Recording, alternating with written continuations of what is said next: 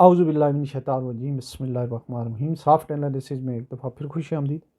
अच्छा, मैंने एयरफोर्स के कुछ लोगों का जो कोर्ट मार्शल हो रहा था उसके बारे में प्रोग्राम किया था। उसमें कोई क्यूरीज भी आई हैं और कोई वजाहत भी है। एक तो ये है कि ये जो वजाहत सईद खान साहब हैं इनके बारे में हमने बात करनी है, और दूसरा जो है वो एलिगेशन वगैरह या एज ए सर्विसेज, जो तीनों सर्विसेज हैं उनमें एयरफोर्स जो है ज़्यादा बड़ी प्राइम सर्विस है, उसके ऊपर भी बात करेंगे। और लेकिन सबसे पहले ये है कि जो कोई लोगों को ये शायद हुआ है कि मेरा कोई एयरफोर्स से किसी किस्म का ताल्लुक़ रहा है या कोई ऐसी बात नहीं है, मैंने जो उनकी तारीफ़ की है वो ज़ाहिर बनती भी है। तो एक, हाँ, एक ये रहा है कि जब मेरी पिंडी में, रावलपिंडी में पोस्टिंग थी तो उसमें ऐसे हुआ था कि उसमें वहाँ पे ये होता है कि चूँकि डिफेंस की प्रोक्योरमेंट हमारा स्टेट बैंक रावलपिंडी के थ्रू होती है, तो मेरा बड़ा करीबी ताल्लुक़ रहा है तीनों फोर्सेस के साथ।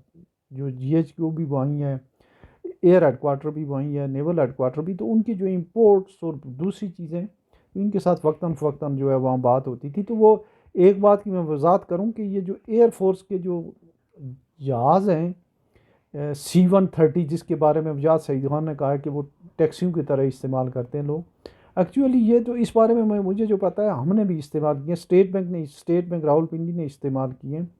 और उस वक्त होते थे एयर मार्शल अनवर मुजाहिद खान, और कोई भी हो वो इस्तेमाल, जब कोई इमरजेंसी आती है तो करेंसी की अपलिफ्टमेंट के लिए, उसकी ट्रांसपोर्टेशन के लिए पिंडी से गलगित या कराची से यहाँ कोविड के दौरान जो है वो जहाज़ दे देते थे, और विदाउट एनी चार्जेस जो है वो जो है नेशनल काज के लिए देते थे। तो ये तो हुई एक बात। अच्छा, दूसरी बात, जिन नेवी के हमारे जो दोस्त हैं जिन्होंने कहा है, तो नेवी के ऊपर इंशाल्लाह एक मैं प्रोग्राम करूँगा। आपकी जो अंगूर जो है, जिसने अंगूर जो समरीन है, जिसने डुबोया था इंडिया का बहरी जहाज़ 1971 में, उसके ऊपर करूँगा। नेवी वाले भी अच्छे हैं, लेकिन इससे पहले जो है आर्मी और नेवी पे तो करप्शन के इल्ज़ाम लगते रहे, इतना बड़ा इल्ज़ाम जो है वो नहीं लगा। आपके नेवी वालों के जो एक जो चीफ थे वो अमेरिका से गिरफ़्तार होके आए थे, और भी जो है बाकी अब तो सब पे ही लगने शुरू हो गए कि ज़मीनों पे कब्ज़ा है, वो जो है इस तरह की चीज़ें, प्रोक्योरमेंट के मामला तो हैं। तो जो असल बात है वो ये है कि ये जो वजाद सईद खान साहब हैं, ये जो हैं, इनको कौन बंदा था जो एक्सेस देता था एयरफोर्स की बेशुमार ये जहाज़ों के अंदर। ये पता नहीं वो F-16 था या मेराज था, उसके अंदर तक जो है वो जाते हुए इनकी तस्वीरें, तमाम एयर हेडक्वार्टर में इन्होंने जाना, जितनी भी एयरफोर्स की इंस्टॉलेशन है, आर्मी की इंस्टॉलेशन है, और बहुत ही मतलब ऐसे लगता था कि ये जैसे इनके आपने अंदर ISPR का कोई बंदा है। तो उसकी वजह से जो है इनकी वहाँ पे पेनिट्रेशन थी, और इनको जिन लोगों ने दी है इंफॉर्मेशन, वो डेफिनेटली जो है उसमें कुछ ना कुछ वज़न है, और उसमें उसके ऊपर बेशुमार तबसरे भी हो रहे हैं, कुछ लोगों का कोर्ट मार्शल भी हो रहा है।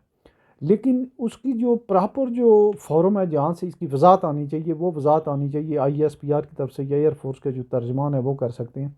जहाँ तक दो बातें, एक तो उन्होंने जो बात की है, उसकी बात की है जो नेवल सॉरी यार जो एयरफोर्स के चीफ हैं उनके ऊपर करप्शन के जो इल्ज़ामात लगाए हैं, और उसमें कई एक हैं, उसमें कोई किक बैक्स के भी हैं।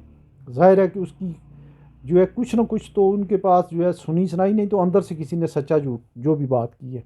फिर इसके अलावा काफ़ी सारे जो प्रोजेक्ट्स हैं एयरफोर्स के, वो अपने इलाके में वो लेके आए हैं, गुजरात या खारिया में, इसके ऊपर भी बात की जा सकती है। लेकिन सबसे ज़्यादा जो संगीन इल्ज़ाम है वो ये है कि उन्होंने अपने अपोनेंट्स जो हैं उनका कोर्ट मार्शल किया, जो दो तीन बंदे जिन्होंने जो कंटेंडर थे एयर चीफ बनने के लिए। और आखिरी जो बात है वो ये है, जो आम आजकल हवा बना हुआ है कि एयर चीफ साहब जो हैं वो उनके रिटायर्ड हो रहे हैं, और उनके भाई साहब भी जीत गए, नून लीग में उनकी हुकूमत है, उनको एक्सटेंशन दी जा रही है।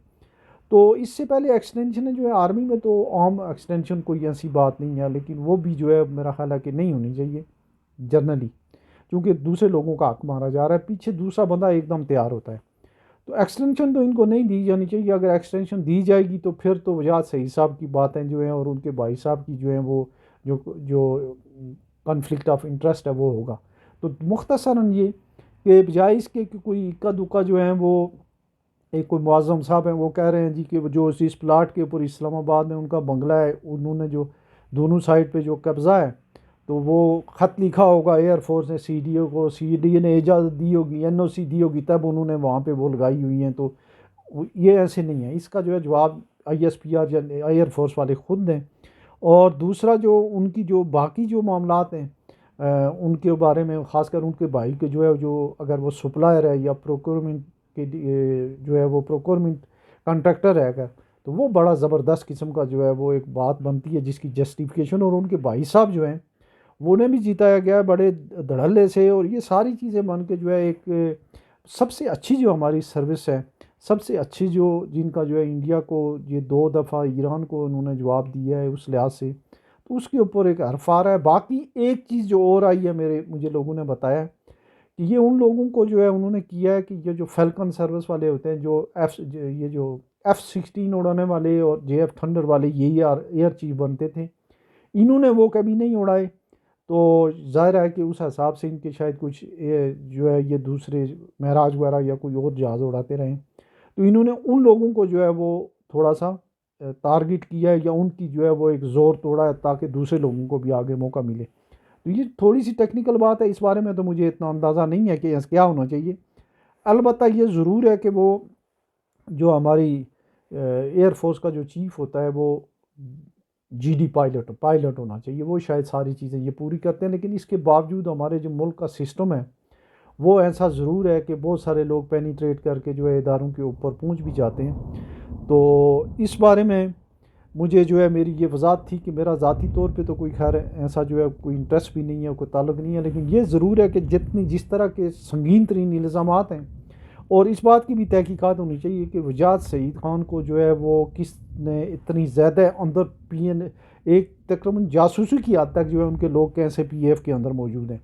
और अगर कुछ लोगों ने शिकायत की है, विसल ब्लोइंग की है, उनका कोर्ट मार्शल हो जाए, ये भी जो है होनी सी बात है। अलबत्ता ये मेरे साथ एक दफ़ा किसी ज़माने में हो चुका है कि मैं नेशनल डाइजेस्टिक सेल में था, तो मैंने भी एक शिकायत की थी वो गुलाम इसहाक़ खान साहब को। वो उस वक्त चेयरमैन नेशनल डाइजेस्टिक बोर्ड थे। मैंने एक वो करप्शन उस ज़माने में लाखों रुपए की करप्शन थी छोटे एक ऑफिसर की। तो बजाय इसके कि वो उस मेरे ऊपर जो है मेरी बात पे वो करते, वो उन्होंने मेरा लेटर भी उसी बंदे को भेज दिया जिसके खिलाफ मैंने करप्शन की थी। तो उसका भी वही हुआ था जो मेरा अशर भी वही हुआ था जो ये एयरफोर्स वालों का हुआ है। तो इसमें थोड़ी सी ट्रांसपेरेंसी की ज़रूरत है, और एक बहुत ही अच्छे तरीके से और एक अच्छे जो है वो आप कह सकते हैं कि ट्रांसपेरेंट तरीके से जो है ना ये चीज़ें जो है इनको देखना चाहिए। अगर वाकई इतने सीनियर ऑफिसर्स को पर्सनल ग्रज की बुनियाद पे वो किया जा रहा है तो ये तो बड़ी ज़्यादती है। लेकिन उसके साथ साथ जो उनके इल्ज़ामात हैं उनकी भी जो है इम्पार्शली जो है इंक्वायरी हो जाए तो जो है उससे एयरफोर्स का नाम बड़ा होगा और उनकी जो गुड विल है उसमें इजाफा ही होगा। अपना बहुत सारा ख्याल रखिएगा। अल्लाह।